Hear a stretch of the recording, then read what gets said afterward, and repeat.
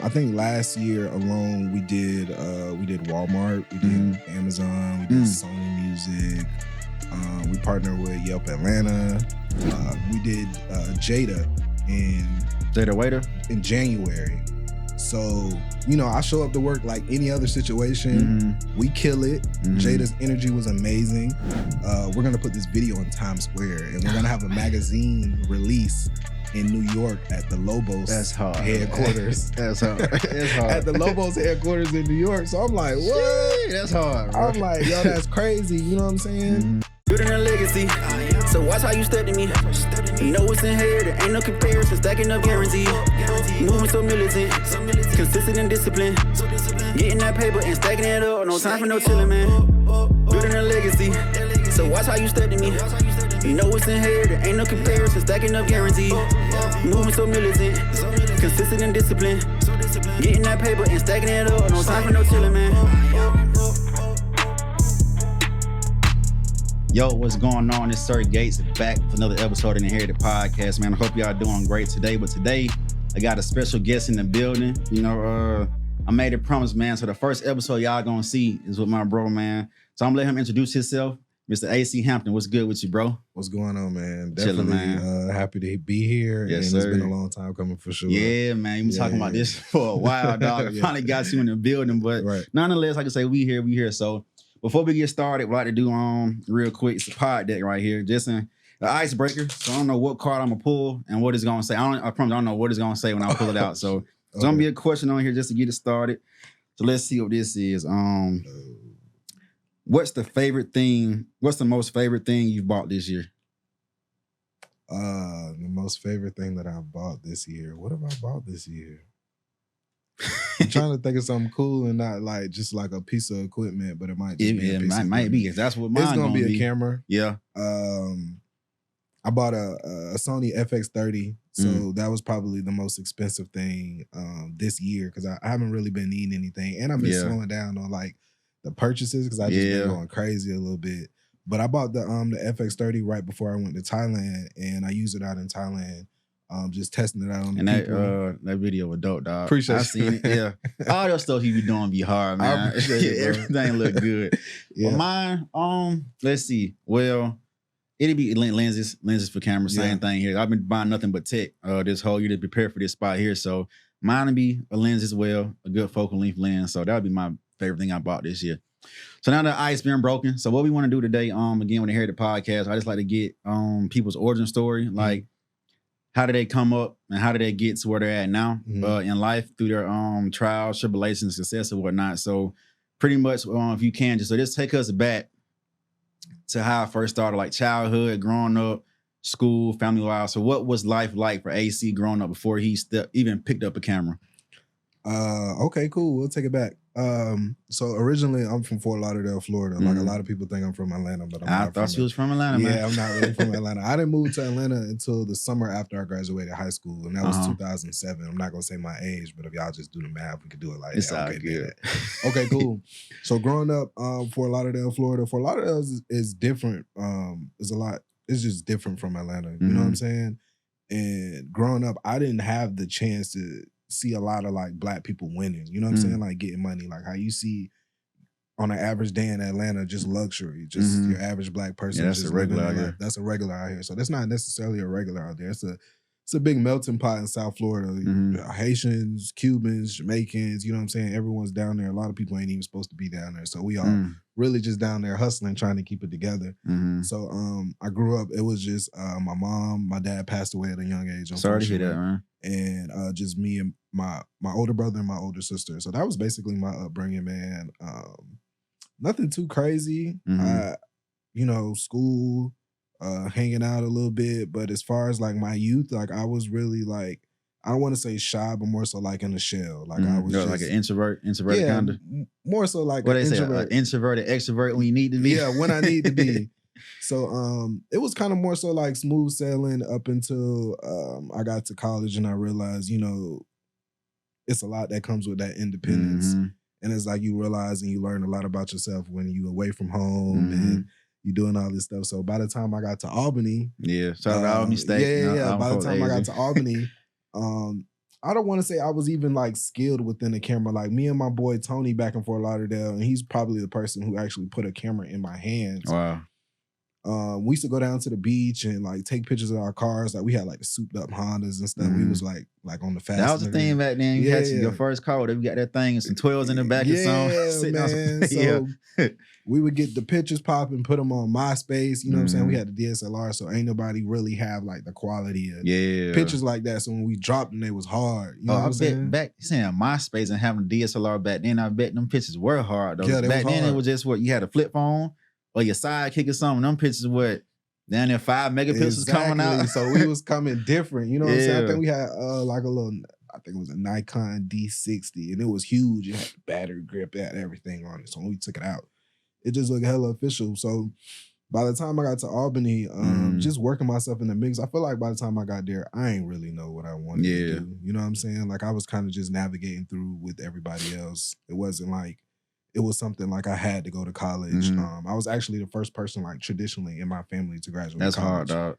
Yeah. Man, that's hard. It's, a lot of folks actually had it in their family. For me, like I was the, third to go, luckily, but again, I ended up dropping out. But now it's caught up to date. I've actually finished it. So, but being the first person in your family to go to college, how did your parents take that as far as like, not worship-wise, but saying, were they ecstatic for you in that situation, or was it just like another thing? Okay, good job, AC. How was your parents' support in that area? I think it was a support. Me and my mom have a very unique relationship. We're more so like, that's my partner. You know what I'm saying? So we're able to be like real. So she expressed to me how important it was to kind of, knock that out. But at the same time, she had went back to school. So we kind of graduated around the same time. But that's on the dope. Traditional aspect, I was the only one to finish. I think other people went. Unfortunately, was that just weren't able to finish. When you say like that foundation, was that how y'all was in y'all family to where it's either you go through grade school, you graduate high school, you go into college, and that's the ground rules, or did they give you the options of where, if you don't want to go to college, you can do X, Y, and Z, or was it strictly like, this is how we did it, whomever else did it, or you had the freedom to pretty much choose in that area? I think I more so had the freedom to choose, but it stemmed from a traditional foundation. So it was like, you go to school, you find a good job, you live your life. You know what I'm saying? So me stepping out the box when I did, it was like, it was static, bro. It wasn't like Word? Easy What, with thing. your family, or you just saying just with you, just stepping into that new part of your life? Both. Damn. You know what I'm saying? So I won't jump. So taking it back a little bit. So by the time I got to Albany, and I decided to play more with the camera, like alone. So now I'm by myself and I'm kind of doing it.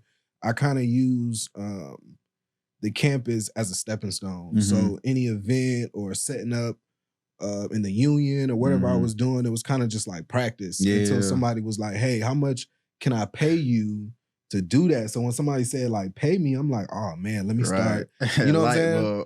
Let me start taking this a little bit more seriously. So by the time I actually do want to charge, I'm prepared and I don't want to look like an amateur. I never wanted to look like an amateur. It's either we having fun with it or we doing it for real. Facts. So I had fun with it up until it was time to do it for real. And by the time maybe like junior, senior year, I was enjoying and having a little bit more emotion with a camera in my hand than just anything else. Like I didn't want to be involved in all the other stuff because I'm like, all right, cool. I noticed that I got a gift, I got a lane, and I got hella support. Even to this day. You sure did, dog. I'm telling you. This day. So what year did you pick up? You say you like really got started with it? That was probably like 2009, 2010 in Albany. Okay, because I met you in 2010. Because nonetheless, you was the first person who get my first photo shoot, dog. You did. Oh, yeah. You was the first person ever to give me. It was me, Kai, and Ivory. We had the baseball bat. We was picking us up out your crib.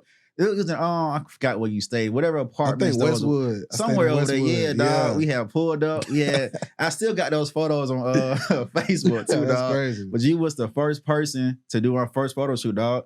And that's why I was like, man, because how I feel, like, especially when I invite guests to the podcast, it's just, we'll be random people, but people like you who played a major role into me actually being in front of a camera, I got to bring y'all back, man, because y'all, nonetheless, y'all are part of the journey. Like, without that photo shoot, who knows what I would have done as far as saying, let me not do that. Because we was always doing music, but the photos and stuff, we really we just knew make music, but the branding and stuff like that, we were like, man, what we gonna do? I don't know how we got in contact with you, but I don't know. I just know that day we ended up at your apartment, dog, and it was on and popping, bro. Yeah, so salute to you for that, man. Hey, I appreciate that. Yeah, dog, salute to you for that. So when you what was your first big gig, whether it was from Albany State or after that? Well, not too much after, because I know after Albany State, man, you went crazy, dog. So what was your first big thing where you was like, well, damn, I can really do this, and I'm gonna take this like serious, and just take out with photography and videography? I think my first big, it wasn't necessarily a gig, it was more so an opportunity. So for me, when I really like locked in on this, I knew like, you know, this is what I want to do. So I don't know if you remember Robin. She was a really good friend of mine. I remember Robin. Yeah. Shout out to Robin. Shout out to Robin. So it had to be either my first or second year at Albany, and she was like, oh, yo, is somebody coming to speak at Simmons? He's a photographer. You should go check it out. And I'm like, man, I ain't on that. Like, I'm chilling. You know what I'm saying? So she's like, bro, just come or whatever. So I end up going and listen to the guy speak. It ended up being Alan Cooley. He's a ASU alumni as well, and he's a prominent photographer in Atlanta. He's dope. So I was listening to him speak, and I'm like, yo, like, this what I want to do. This is who I want to be. Like, I love the way he talk. I love the way he's passionate about what he do. So I approached him after the end of the segment. I'm like, yo, I'm your guy. Hella confidence. Way too confident. Way too confident. You said, wait, you think it's too, you start thinking you have too much confidence? Let in too strong. So I'm like, yo, I'm your guy. I'm like, listen, bro, like, anything you need, like, you know, I'll leave Albany in a heartbeat. It's nothing. So he was like, yo, just holler at me when you graduate. I'm like, bro, I got like two years left, maybe 3 if I'm going down the path that I'm going, right? So ultimately, I did graduate. So I think I graduated December 14th. I sent him an email December 15th. Oh, you was on it, dog. Bro, what?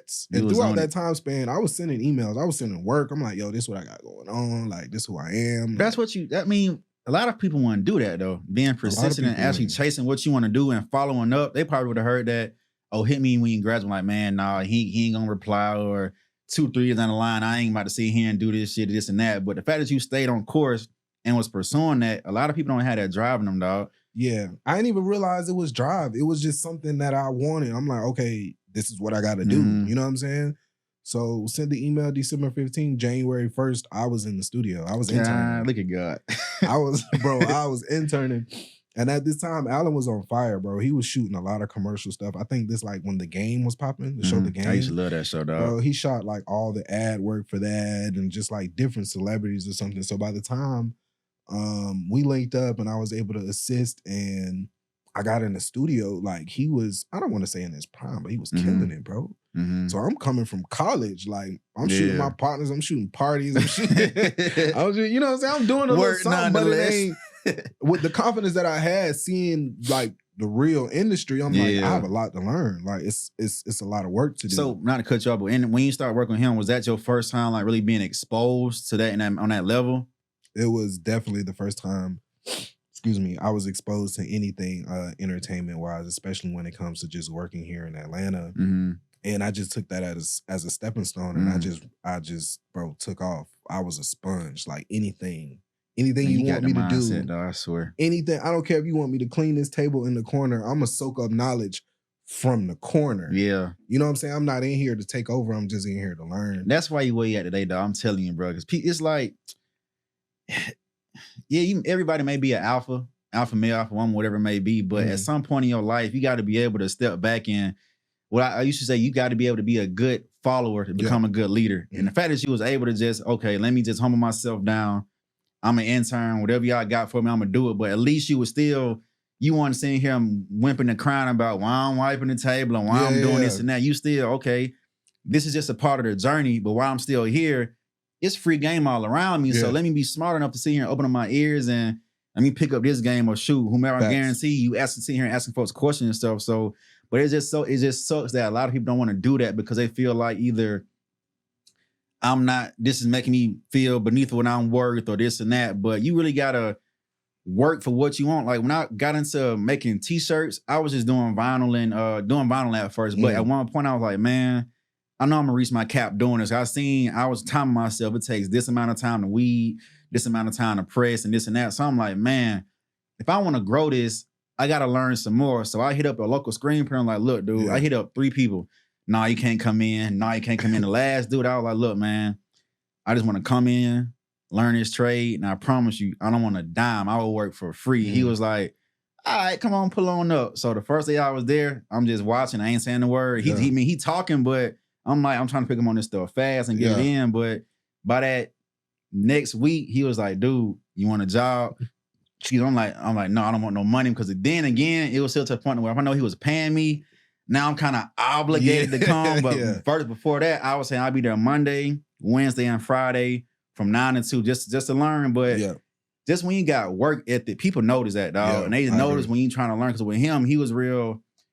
If you're not trying to listen to me and learn, I don't need you here because he can do it himself. But if he needs some help, you really got to replicate who you working for. But just to say outside of that, just having good work ethic, it'll open up so many doors for you out here in life. Not just feeling like you less than because you're doing less than work than what you really want to do. But having that mindset is what everybody should adapt to. But just going back to what you were saying, doing your photography and videography journey, right?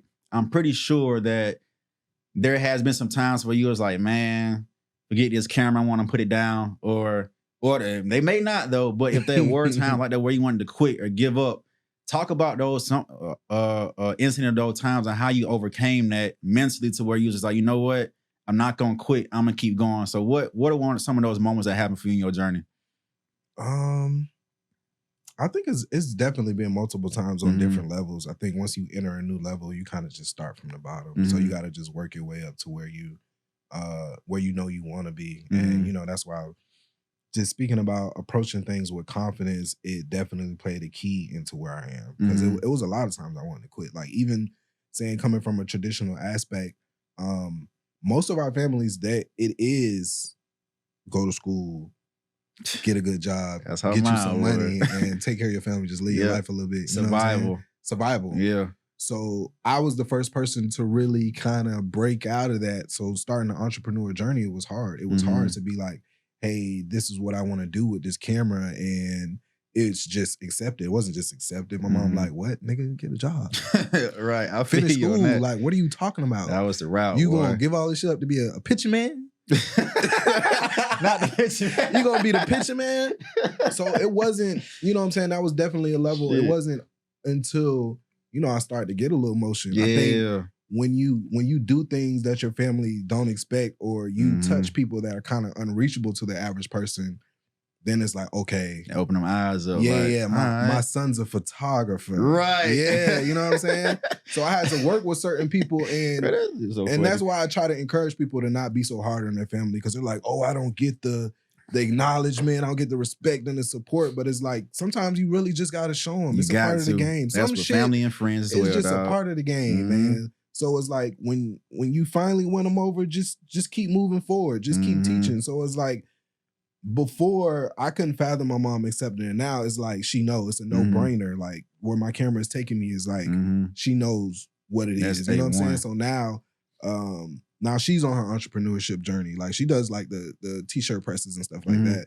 My sister, she does her thing. So it was like, when you take risks, you kind of open up the doors. You do, dog. For a lot of people. So that was definitely a moment. And another moment was just on a whole nother level. Like, I feel like maybe this time, like last year, I was killing it, bro. I was making good bread. I was getting good opportunities, but I was burnt out. Cause it's just like, when you working in this field, you never know when your money's coming. So when it's coming, you like, I need all that. Yeah. I need all that. You know what I'm saying? So they calling me like, how much you got? Bet, I'll be there. You know what I'm saying? So I'm scraping it up, because I went so long without that. You know what I'm saying? Without that opportunity, that, you know, financial gain. It's like, when it's coming in, bro, I need all of that. And then I just hit a wall, like, bro, what am I just feel like all I do is work. And then the money that I do get, I don't spend it. And then if I do spend it, it's on bullshit, because I'm just like trying to ease the pain of like work. So it's like, I'm off work, so let's go out to eat. Let's go get some drinks. Let's go, you know what I'm saying? I ain't necessarily, not that I was just completely irresponsible. I made some investments, but the time that I did have, I was just fucking the money up. So did that, was that time where you saying like when you was burnt out, were you like also stressed and going through things mentally and stuff at that time? Mental, anxiety, stress. You know, I always want to show up as my best self. I always want to deliver the best quality of work. So I was just stretching myself thin in between all my clients. It was coming back to back. And it was at a moment, I'm like, bro, what am I doing? Like, how can I hire somebody to do this? And I just kind of step back and I'll just outsource. I'll contract somebody because now I'm not happy about it. Now I'm not excited. Now I feel like I'm about to go. Was that easy for you to do? Because I know what outsourcing, like with me, I'm an outsourced person, but just because of how I operate, and I had to learn this myself, I have so high expectations for myself. When I get somebody else to do something, it's like, man, I don't know if I can trust them to do it or they're going to do it like me. But I learned is where if you outsource something, right, and if they at least, as long as the job is done and it's done right, it'll never be 100% as if you were doing it. But if they do it and do it right to at least 70 or 80%, you just got to live with that. So, but with you, was that easy for you to do as far as like get over that hurdle to outsource your work? It's still not easy to this day. Definitely wasn't easy back then. I feel like I have, I definitely got a team and a set amount of people that I contract, but if they're not available, if the people that I want aren't available, I just don't mess with it because it's been situations where I outsourced and it went well. It's been situations where I outsourced and it was a shit show, and the shit show falls back on me, you know?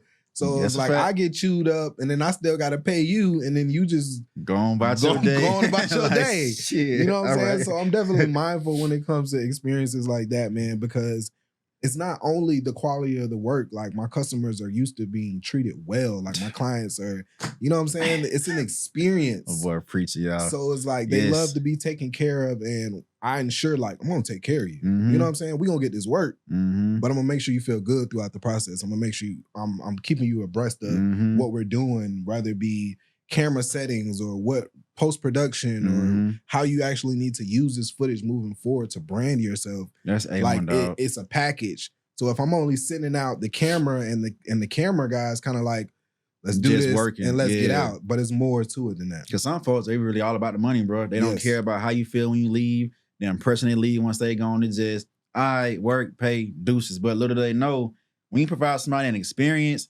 that stuff lasts for a long time. Yeah. And that's also how you get referrals, how you get, hey, man, I worked with AC, and he did X, Y, and Z for me, You should work with him. Boom. That's more cash and more cash. But you'll be surprised. Some people don't give a damn, bro, about the experience they leave, or let me say the impression that they leave on a client or whomever is brought their way. But the fact that you're doing that, I guarantee that's a big reason why you are where you are today. Because you're doing some big things, bro. Now I'm giving you your flowers now, dog. I've been waiting, 3 years to do this interview to tell y'all this stuff, but you've been doing some dope stuff, bro. And I love that for you in the success that you're having, dog. So if I had some flowers, but here you go, bro. Thank you, bro. There you go. But another question for you, man. So I know you said as far as doing some of those downtimes, it was stressful, going through like mental things. So I'm a big person for mental health, right? So during those times, how did you overcome that mentally? Like, what were some things you did, whether it's meditation or prayer or taking walks? Or how do you get over those hurdles mentally when you're going through this stress or those hard times in your life? For me personally, during that time, maybe more so the beginning, I didn't really understand how to take grasp of like my mental health, you know, because I deal with a lot of anxiety. Like everything just feels like pressure. And then when it builds up, I'm like, oh shit, like this, you know, it just felt like the world on my shoulders. I think more so for me now, what I've learned is to just take a step back. I don't feel like anything that I do, no matter who it's for, the company, big or small, none of this shit is important. Yeah. You can't convince me that, for sure. You know, this camera is going to be some life or death situation. It's not. So I've been taking a lot of steps back to just enjoy my journey. I feel like the opportunities, sometimes they come back to back, and sometimes the magnitude of them is just huge. So sometimes I'm like, okay, let me just stop and smell my flowers. Like, let me just stop and like really realize that, okay, you're doing some amazing things, because a lot of people don't even get one of these opportunities. There is a fact, so when they come in, I'm like, all right, cool. Let me take a step back. And me taking a step back, I'm able to know myself more, appreciate myself more, appreciate my family, spend time with my kids, like in-depth time, not just like we hang out and then I just go to work, like some real time. So those moments for me, basically just allow me to just step back and more so enjoy what I'm doing. That relieves the stress in me, man. So by the time I get back to work, I'm like, okay, cool, let's work. Because, I poured into myself. The things that I actually enjoy, I'm doing it. So now that it's time to work, it's just time to work. It's not just work all the time. Understood, taking a step back for me is allowed me to take such a grasp on my anxiety, man, because it sometimes it gets bad. Oh, I was about to ask you deal with like bad sometimes, like real bad. Real bad. And it's not even something that I talk about, but I'll be transparent. Like it's just bad. Like my chest, like all this type of stuff. And as men, it's not easy being vulnerable. Like, hey, it's not, dog. Hey, my boy, my anxiety, I can't pull up on you. I know I said I was gonna be up, bro, but my anxiety, niggas don't, what I'm saying? Like, bro, understood. That's man. not the most Especially comfortable again, thing to it may do. sound cliche, but in the Black community, but it's for real. Like I tell all my homies, don't be scared to go to therapy or counseling. I when I got in the military, it was just the fact that I was uprooted from the east side of Decatur, and my whole life just switched. So when I came back, the job I was doing there, it was shooting rockets and missiles. That's not transferable back to the city. Like, what the hell am I supposed to do with that on my resume? But it was just like, man, what I'm gonna do. So I went through times of depression and anxiety, even to the point where they tried to give me pills. But it was just like, man, do I want to sit here and just succumb to popping pills every other day, or versus doing the real work, trying to find ways to control the depression or get out of the anxiety? So doing that work, it helped me out. But also, I was seeing a counselor and therapist once a week, doing that for once a week, drop down to twice a week. But even now, like I just got back into it, no lie, 3 weeks ago. I was like, man, I felt like I was in a good spot to where, okay, I don't need it no more. But it's like, I feel you will never be in such a great spot and not have that outlet of somebody with no judgment, or to be able to express yourself to and just let loose to it. And it's a free room, but actually have somebody who really cares to respond. Because sometimes you don't know how to get through things until somebody asks you a specific question you need to be heard. So you're like, now that does make sense. So let me think about it this way and that way. But being vulnerable and transparent as a man, there is not a lot of spaces for it. But as friends and homies, we should be able to create those spaces for ourselves, dog, to do that. But that to say, it's good you work on your mental health and get rid of some of that stress and anxiety. And I still pray that, you may still deal with it, but at least you're doing the work to get it done. But on the switch the gears on a positive note, like I said, you've been doing some great things, dog. So we gonna. What have you been seeing? Because what are the great things? All right, I think it's like the thing, like I told you, the opportunities come, and it's like sometimes you just going to work, right? So sometimes the name sometimes seems a lot bigger than the opportunity. Not saying the opportunity isn't big, but I'm always curious to know, like, what's the big thing for people? Because it's like a range of things. Like right now, I'm doing like travel things. I'm working for a travel agency, and I'm like all across the world shooting like different content and stuff. And that's what I was going to bring up. It's like, because I'm so deep into content with me. Like the name doesn't weigh as much as like what you're actually creating, what you're doing. Because I value the creation more than who you're creating the force. When I see you traveling across seas and being able to shoot stuff, what you had on like Netflix and stuff like that, things to me like that, that's big, bro. Like no matter who it is, or if it's a 1-minute clip or a 2-minute clip, seeing where you came from and the quality of your work, and even what was her name? Is Watson? She's a realtor. Kiana. Yes, Kiana. Seeing, like, I ran into her way after you, but just seeing how, meeting her in person and finding out, damn, AC did work for her and what she got going on. To me, that stuff is big, bro. Like your name is being brought up in rooms, and you're being placed into rooms to where you're providing the content and the value for these already millionaires to be able to become more of a millionaire, or to become more successful. Like you at the source of that. Slick, they can hire somebody else, but without you, they wouldn't have had those hard ass promo videos or short content, whatever it may be. But that's what, to me, bro, that's big, dog. Okay. You play a major role in other people's lives, whether they want to know, they may feel like I'm just hiring their photographer. Without this dude here, y'all wouldn't have that $1 million, not $1 million, but 1 million views on that video, and to have you get more clientele because of what you showed and what you created, somebody else seen it and got the value versus of, oh, this is just a millionaire, they just trying to sell me or something. But without AC, it wouldn't happen, dog. That's real, man. I appreciate it. Man, I'm telling you, bro, that's why I've been telling you all these years, like, I gotta get AC, I gotta get him, dog. Yeah, I've been excited to be here, man. This is dope. Like, yeah, man. It's been a fun time, dog. But what I want you to do real quick is, so just name and list some of the people or companies you have worked with thus far in your career. Now we on the back end of your career. So who have you worked with, and who was the most enjoyable project you worked on? Oh man. Oh yeah, I'm gonna do my name best. dropping too. Get him out there, bro. I'm not a name dropper, but I'll do my best. Let's see. I think last year alone we did Walmart, we did Amazon, we did Sony Music. We partnered with Yelp Atlanta. Geez, stuff. Oh my bad. Keep going. I love it. I love it. I'm trying to think, bro. It's been a lot. It's been a lot. I don't want to. That's big. Yeah, it is. It is. Okay, I don't want to just like.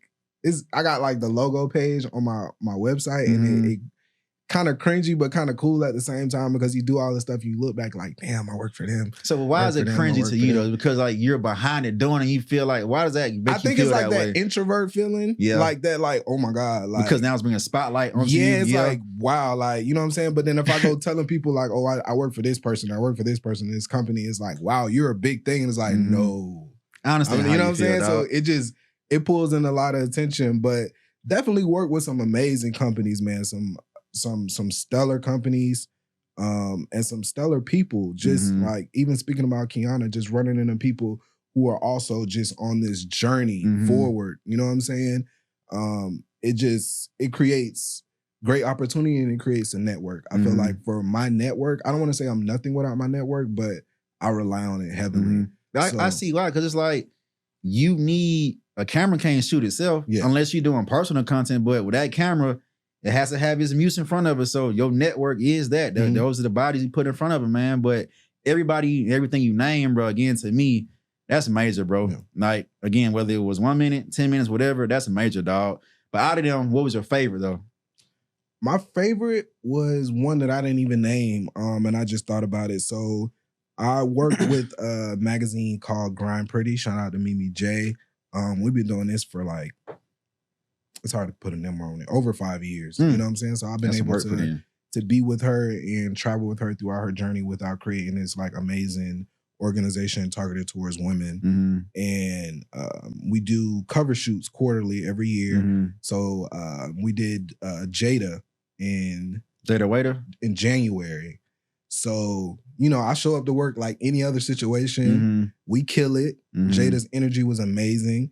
So Mimi J, the owner of Grand Prix, she's like, yeah, I didn't tell you, but we're going to put this video in Times Square, and we're going to have a magazine release in New York at the Lobos headquarters. That's hard. That's hard. At the Lobos headquarters in New York. So I'm like, what? That's hard, bro. I'm like, yo, that's crazy. You know what I'm saying? And it came at such a great time. I was getting so much great news, and I'm like, yo, this is crazy. I'm like, Times Square? So it's like something you can't even fathom. So I had to work that day. As soon as I got out of work, I'm in Hartsville. I'm like, I'm going to bro. I'm going. I'm like, yo. So I pull up to the magazine release. It was great. That's fine, bro. Lobos everywhere. You know what I'm saying? Shout out to LeBron. All right, pretty sure the niggas some Lobos. Tipsy and that, yeah, you know what I'm saying? So it was just a surreal feeling. So being able to walk to Times Square and look up and see my work in Times Square was just like, wow, like, these are the flowers. Like, these are the moments. It's just like. Would that be your biggest highlight moment for yourself, just seeing that? Like, my work is in Times Square, or would it be something more just different from that? It's hard to name a highlight as the biggest. I think the journey for me is the biggest. Because I meet so many people, bro. I meet so many people, dope. In my eyes, like, more talented than me. A lot of people just don't get opportunity. Like, you can be dope all day. You could be Michael Jordan, but if nobody don't find your ass, then you know what I'm saying? What's the point? Yeah, what's the point? So I meet a lot of LeBrons and I meet a lot of Michael Jordans, and you know what I'm saying? They ask for advice and I'm telling them like, man, it's just the journey. Like, I haven't always been here. I haven't always had these opportunities. It took time. It literally took like 10 years. And that's crazy. It's like every time somebody speak about their journey and how long it took, yeah, they say it doesn't happen overnight, but I think 10 years is a magic number. But a lot of people see only maybe the back end of the 5 year through 4th year to where it come out. So it seemed like it's just been short, but I hear that number 10 a lot. But I guess those first 5 is just when you're really in the trenches and nobody paying attention, but I highlight to see it. You don't get your either flowers or your hoorah or crowd until you're trending or something popping. And it sucks it's that way, but I've accepted to where it's like, that's why I don't hold nobody accountable for if you don't support me. I mean, sometimes it's like, you can show some love, but I know for a fact it takes a crowd for even some of your closest people to hop on like, yeah, such and such doing this and let me support this and that. But it sucks it's that way. Do you find some of that in your journey? Most definitely. That's why I say it's just part of you. Some things you just got to accept that is being part of the game. Yeah. And it's like the support and the things that you want is sometimes it just get greater later. You know, and when it comes, I got right there, bar you get greater later. I like that. Bars. When it comes, it's up to you how you want to accept it. You could be the person like, oh, nah, you ain't see the vision. I don't really fuck with that. Because a lot of people don't know the vision. They don't know the journey. Yes, bro. So it's like you want someone who hasn't walked the journey to be this accepting when it just don't work like that. Just because of your friend or family, yeah. So when people spin the block on me, I'm like, hey, welcome. I've been over here. Yeah. I've been through this. You know what I'm saying? I've been through this was going on. So it's like, by the time you get here, it's like, welcome. I don't want to be the person that's turning you away because you didn't support me, because I knew nobody understood me. There were moments I knew nobody got it. You know what I'm saying? I feel like I jumped in this industry at a great time. I was able to do production. You know what I'm saying? When we first graduated, I think after I interned, shout out to Ashley. She was a mass comm major either. I can't remember Ashley's last name. And I really wish I could. But I seen her in Miami and I'm like, hey, yo, listen, I'm trying to figure out what I'm trying to do in Atlanta. Well, you know what I'm saying? This, that, and the third. She was like, well, I'm producing Family Hustle. Just come PA on Family Hustle. You know what I'm saying? So I worked on that. You know what I'm saying? Opportunities, you just got to be open to certain things. And I didn't have the highest role. Like I had to fight to move my way up. You know what I'm saying? You was in that room though, man. I was in that room. Sometimes it is just about being in the room. I'm telling you. To re-inspire yourself. So I'm like, oh, all right, cool. Like I'm re-inspired. Like, let's make this happen. And from that, I built off these opportunities. You know what I'm saying? And it wasn't always the opportunity while I was working at the top. Sometimes I was building from the bottom. But like I said, if I'm in the corner, I'm listening from the corner. I'm not here just to be here. I'm here to advance and I'm here to learn. That's hard, man. So with your the Hampton Media Group, do you plan to always still operate the camera, or you want to move towards you just working on the business instead of in it? What's your vision for that? I think for right now, where I am right now, I kind of just want to provide more opportunity to other people, because I like I said, I meet a lot of dope people. You know what I'm saying? And I meet, maybe they're not dope. Maybe it's just somebody with an opportunity. Like I was pulling up to a gig to shoot some headshots for a law firm.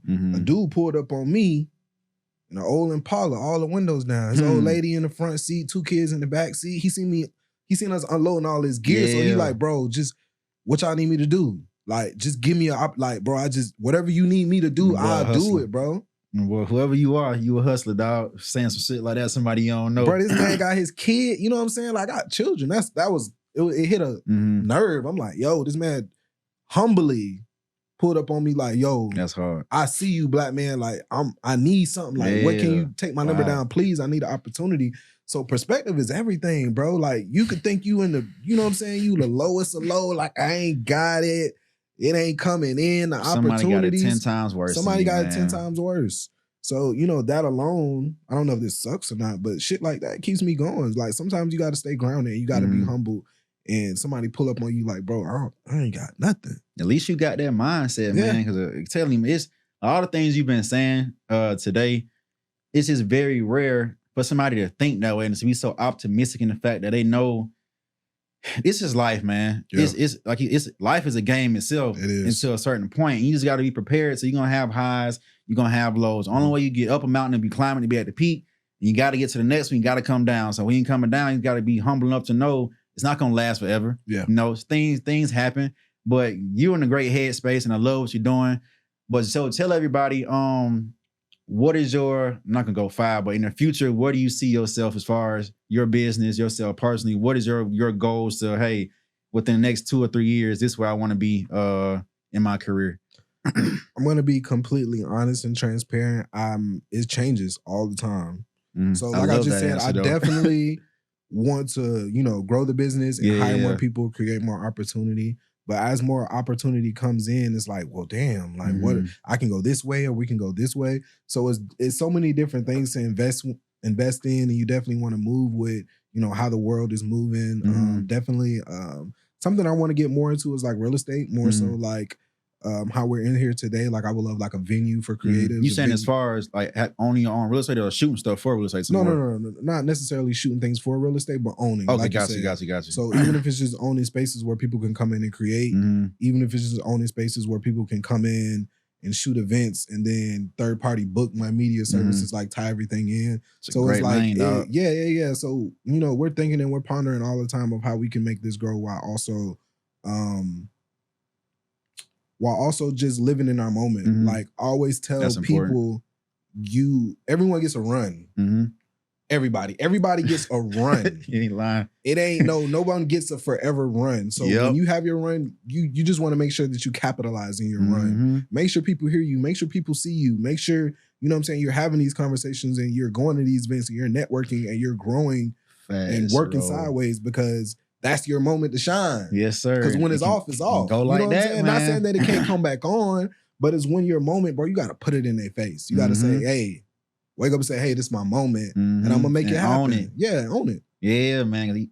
You can be popping today, be doing nothing tomorrow. Like, it's important, like you say, once you own that run, you got to maximize your time, your availability, your mental, your health, because we can't predict nothing in the future. God has his plans for everybody, and once he provides you and open up those doors, either you're gonna walk through it or let it close in your face. But once you own it, you own it. But I got a couple more questions for you real quick. But one thing, if you can look young AC in the eye, what would you tell him now as far as giving him the motivation, or just giving him what advice would you give young AC right now from what you know now in this age? Man, that's a really good question. I think a younger AC was more so like, it was always like I wasn't good at nothing. Like I wasn't tall. Like, were you not good at it, or you just felt you weren't good at nothing? Nah, I wasn't good. Okay. Not saying I'm just like terrible, but I tried things. Like I wasn't the tallest, I wasn't the fastest. You know what I'm saying? I had homies that hooped and played ball and did all that stuff. So it was kind of like, I wasn't necessarily a sidekick, but it was just like, I was always supporting my friends who were good at things. Your lane, man. I was in my lane. Your role. I was like comic relief. You know what I'm saying? So maybe there were a few moments where I'm like, what am I good at? What am I going to do? Like, you know, those moments where you transition and you go into college, it's like, damn, well, what am I going to do? Yeah, facts. You know what I'm saying? I would probably just tell younger me to definitely just enjoy where you are now, but maybe to just give advice that everyone, like you said, has a role. You know what I'm saying? And roles changes. Roles change. And I feel like the friendships and the partnerships that I had back then, like I might have been comic relief then, but it's like now I'm the person that people call. Like I'm the person that people advice business-wise, things like that. So things change. So I was just telling myself, don't stress about it. Like everything just kind of comes with time. And I still tell myself this day, like everything kind of comes with time. Like I still have moments where I beat myself up, like, bro, you ain't doing enough. Like you got to do more. Yeah, you got to do going this. Nowhere though. And to this day, I'm hard on myself, and I'm learning to kind of step back and be like, hey, listen, if it's for you, as cliche as it sounds, if it's for you, it's the truth though, man. It's for you. You know what I'm saying? But I always tell people I definitely want to meet God halfway.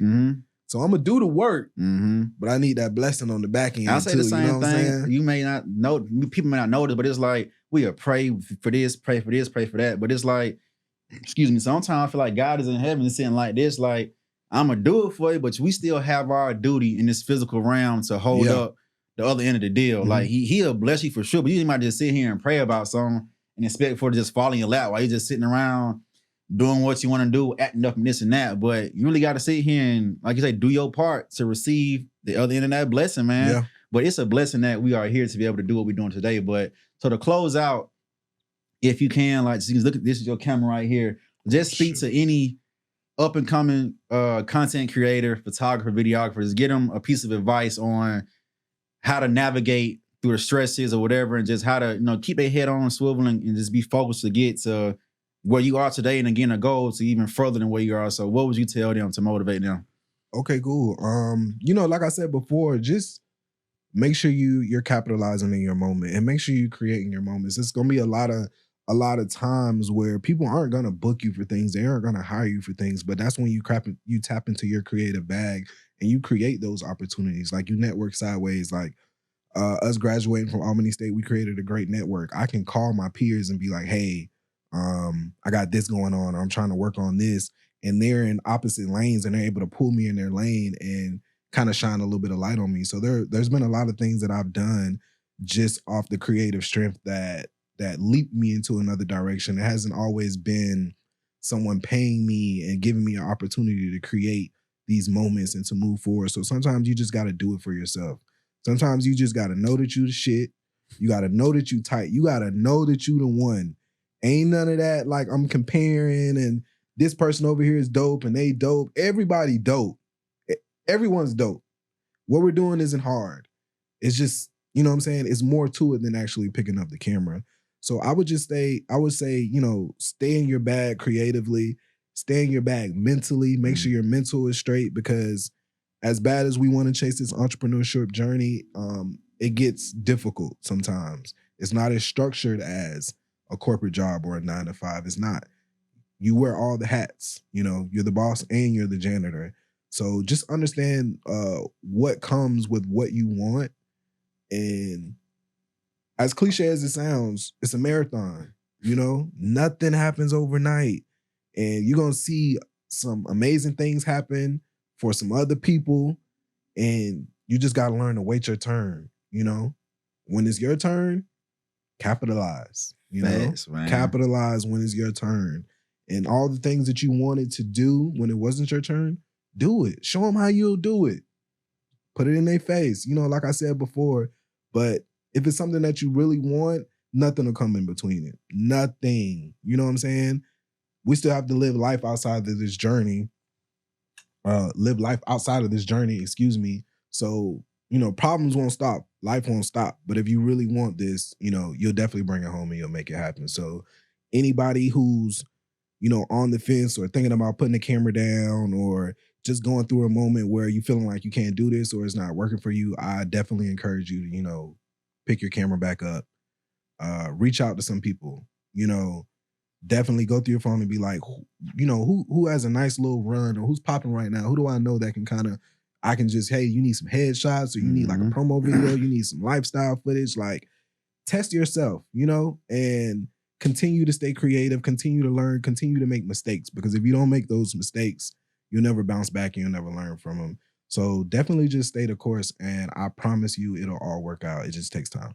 Facts, man. Words from AC himself, man. So tell them where they can follow you at, find you on social media and your websites and stuff like that as well. So my website is thehamptonmediagroup.com and my Instagram handle is ac.hampton, not _Hampton. That's the drop shipping guy. We be going. Because he popping in the drop shipping, so they be DMing me like drop shipping, like I'm ready. AC, I'm like, wrong AC. AC.Hampton. For anybody who's watching this, feel free to message me or DM me at any time. I'm always willing to, you know, respond to questions or just inquiries or anything like that. So yeah, man. Bet, man. So y'all make sure y'all follow me at Sir Gates BC all across the board, and make sure you tune into the Inherited Podcast. You can follow that all across the board too at NHERITD. That's Inherited, NHERITD. And again, this was another episode of the Inherited Podcast. Salute y'all, man. Till next time. Thanks for listening and watching. We out. We out.